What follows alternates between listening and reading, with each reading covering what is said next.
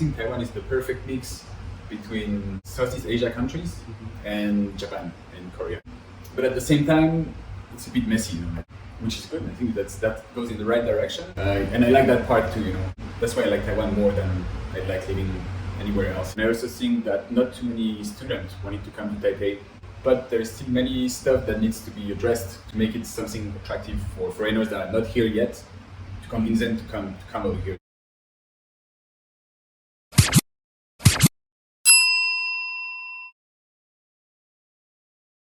So I'm Julian, I come from France, and in Taiwan I co-founded a company that's called Pineapple Web, and we're a digital agency.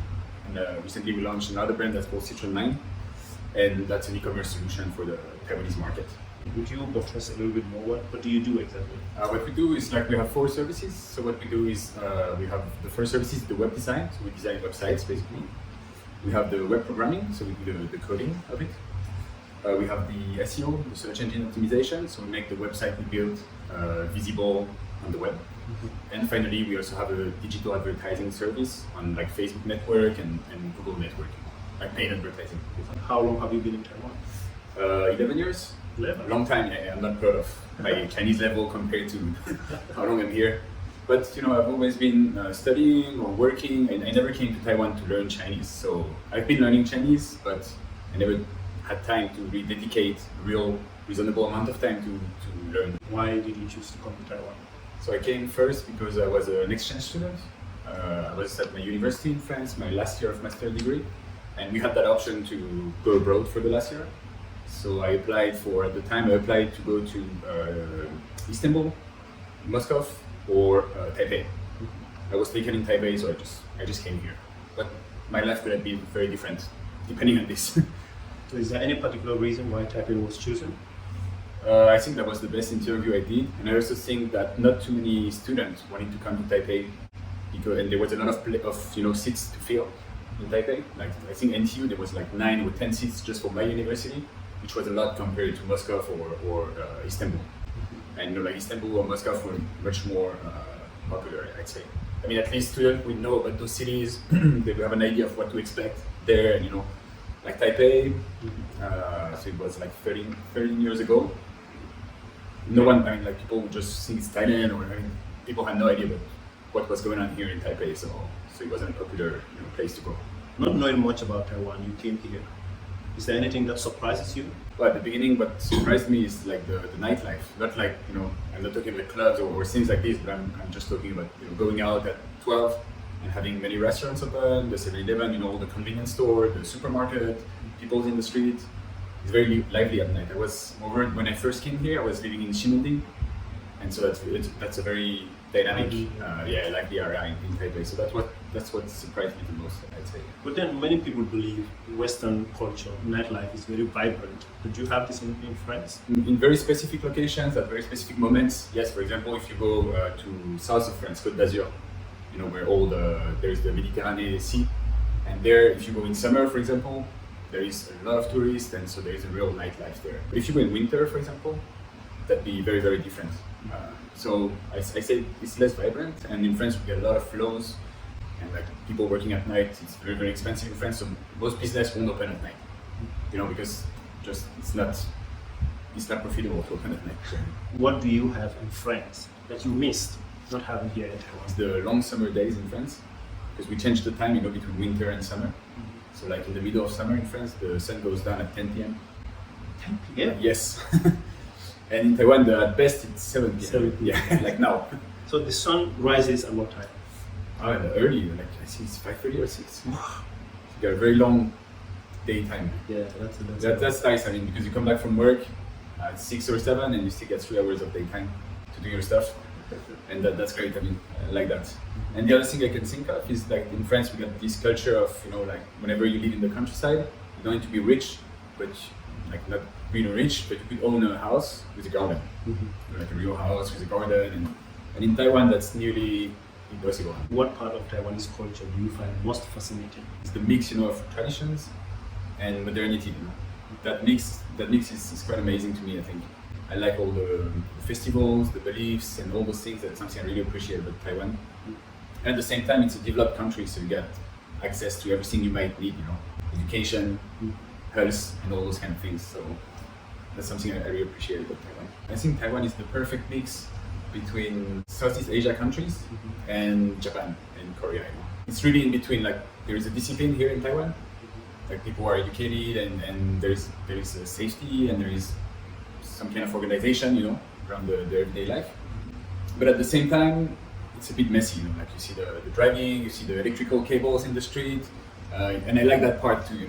So I like because I think it's the best of both worlds actually. That's why I like Taiwan more than I'd like living anywhere else. If you are to change anything in Taiwan, be it in e-commerce business or whatever, what would you change? Well, first, I consider myself as an immigrant, so I'm here to adapt more than to change something. Business-wise, would be to make it more accessible, the information more accessible for foreigners and the government resources, websites and everything to be maybe in English. That would help too, and the banking system to be more open also to foreigners. Just make it, because they made a lot of efforts on the entrepreneur visa, which is good. I think that goes in the right direction, but there's still many stuff that needs to be addressed to make it something attractive for foreigners that are not here yet, to convince them to come over here to open businesses. E-commerce business in Taiwan, what areas do you think need improvement? Like for example, you have a North Face website in Taiwan, and they use a system that's called 91 App, the e-commerce system like Shopify and others.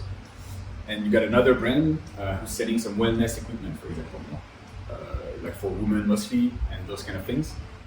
And the two websites, they use the same system, 91 App, and they got exactly the same design. The only thing that changes between those two websites is the logo at the top, and is the products, basically, the product pictures, because they're not the same products, right?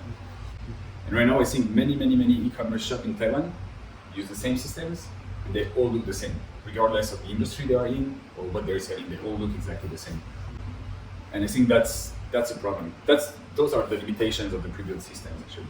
Another thing I see a lot in Taiwan, and this is on every website, on marketplaces such as Momo or PC Home, but also on specific websites like North Face website and those kind of websites, is that they like to put text in pictures.